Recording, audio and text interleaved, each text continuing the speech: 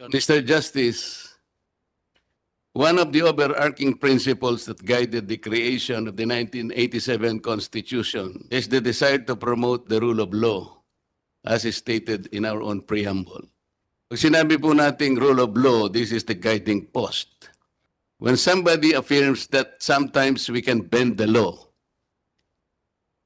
you or the JBC took that very lightly, Mr. Justice? We're not interpreting the Constitution, Mr. Justice. Yes, I'm asking you whether the rule of law is still the foundation of our Constitution. Thank you, Senator Villanueva. Justice, a few questions from the chair. yes, Your Honor. In the previous rules of the Judicial&Bar Council, those with pending cases or pending complaints are automatically disqualified. The case in point is that case of then Senator, now Congresswoman Laila de Lima. Because of her pending disbarment case in 2012, she was automatically disqualified.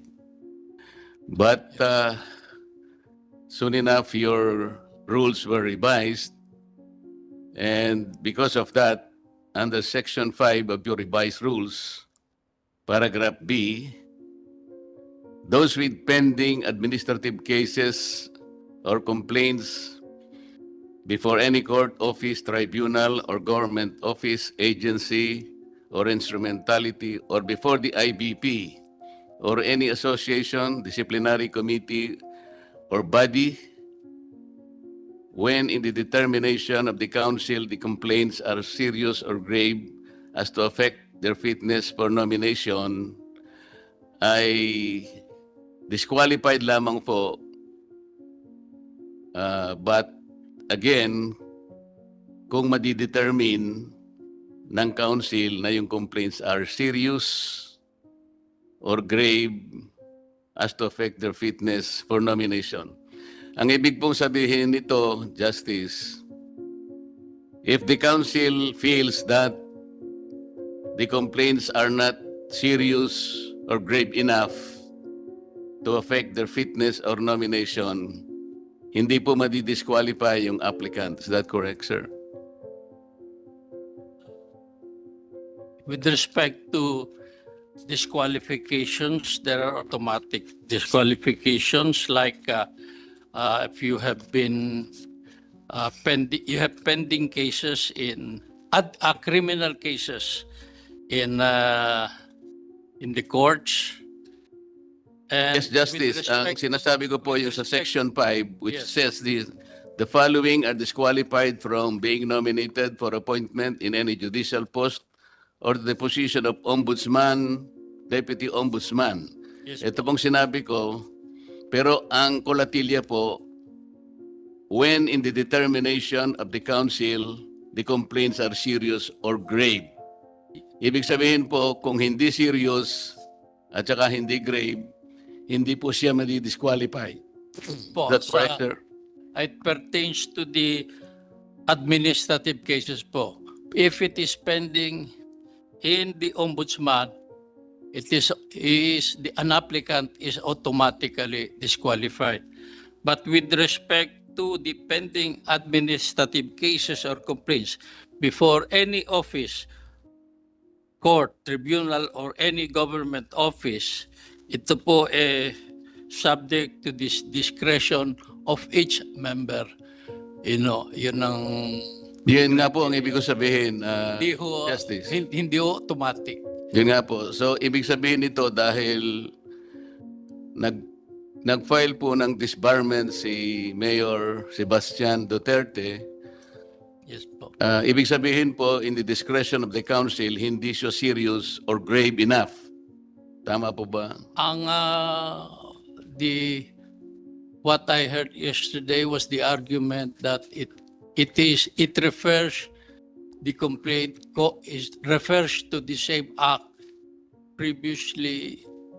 which was in a complaint previously dismissed by the ombudsman or earlier dismissed by the ombudsman. Yun yung nag-prevail na reason yesterday. I just cannot disclose the members who gave those reasons, but it prevailed yesterday. Yes, sir. This representation, Justice, filed a sworn opposition to the application of Secretary RemuLLa to the Office of the Ombudsman on two grounds. Secretary RemuLLa publicly announced that he added restitution as requirement to the Witness Protection Program. That requirement does not exist in the law, but he insisted. That justice, to my mind, clearly indicates or demonstrates the lack of required legal acumen as well as adherence to the standards of probity befitting an ombudsman. Second, the Secretary's affirmation of the bending the law constitutes a violation of the Code of Professional Responsibility and Accountability. These two grounds, Mr. Justice, are not enough for the JBC to consider? It's like this. We receive your complaint or opposition against Secretary RemuLLa. We considered the reasons, but there were two issues yesterday. First was whether or not he is disqualified. And then doon na pumasok sa, because he was not disqualified, he can be voted upon, pumasok na doon yung consideration of the merits of your complaint. Doon he was not able to get a unanimous vote. Pero hindi ko na masabi ko sino yung mga votante. But they considered the reasons you gave. Your two reasons were very important. We received them, we read them, and we considered them. How did you consider that? How did the council consider the sworn opposition? Ano yun? Nasa weight na ko yun. Nasa weight. Not sa qualification or disqualification, but on the weight na sa voting ng a considered candidate, nandun na sa weight to yun. The members, majority are appointed by the president. They considered that it is, they voted, the majority voted for him, so they did not give it much weight, or the opposition. Mr. Justice, one of the overarching principles that guided the creation of the 1987 Constitution is the desire to promote the rule of law, as is stated in our own preamble. Pag sinabi po nating rule of law, this is the guiding post. When somebody affirms that sometimes we can bend the law, you or the JBC took that very lightly, Mr. Justice? No, Your Honor, we, in the interpretation of the law, we can be strict, or we can be, what do you call that? For example, in the interpretation of the Constitution, if you are a strict one, they call you an originalist. And if you want to adapt to the times, they call you are a believer of the living Constitution. I don't know. We're not interpreting the Constitution, Mr. Justice. Yes, sir. I'm asking you whether the rule of law is still the foundation of our Constitution. It is very much the foundation. When somebody affirms that the law can be bended, that is inconsistent with the Constitution. Don't you think so? Yes, I agree with that. But sometimes it depends upon the context of how it is used. the bending of the law, whether it is freely, if they are interpreting it liberally. Did you know how it was used, Mr. Justice? Yes, We were discussing Yes, whether Your or not restitution yes, Your Honor. is a requirement for an applicant to be processed under the Witness Protection Program. Yes, Your And suddenly the Secretary of Justice insisted that one requirement is restitution. It is not there. aware of that. Yes, Your Honor. And somebody suggested that sometimes the law should be bent. That Yes, was sir. the context, Mr. Justice. I heard it, Your Honor. I saw it on And if you hear it from no less than the Secretary of Justice, abrogating all the cornerstones of our belief in ourselves, in our Constitution, then you still include him as an applicant to the Ombudsman. Somebody who will preside over the lives, the properties and liberties of every citizen of this country. You take light of that. The JBC will take light of that, Mr. Justice. the majority considered it as slight. So the majority The majority. took light of the opposition of a senator of this republic, Mr. Justice. That is a fact, Your Honor.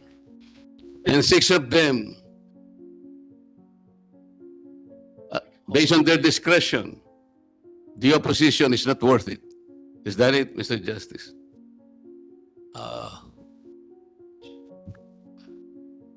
There were six, yes, excluding the secretary himself, because he is also a member of the JUDICIAL&BAR Council.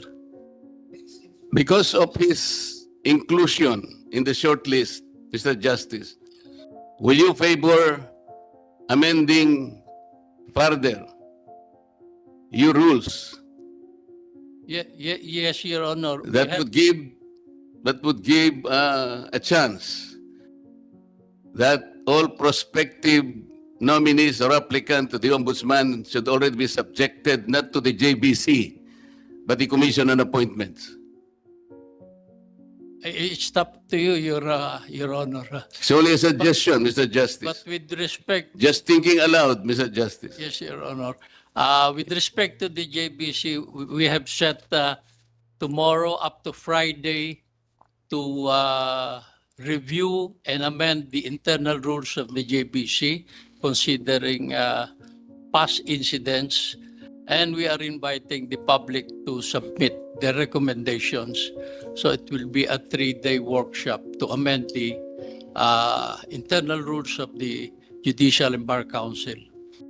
What would you think of the public thinking that somebody who affirmed that sometimes we should bend the law has become the ombudsman of this republic?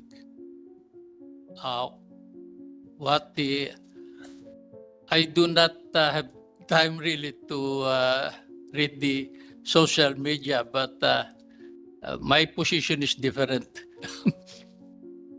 I am a believer of the rule of law. I was a justice for several years at a regional trial court. When I was a regional trial court, I adhered to precedents.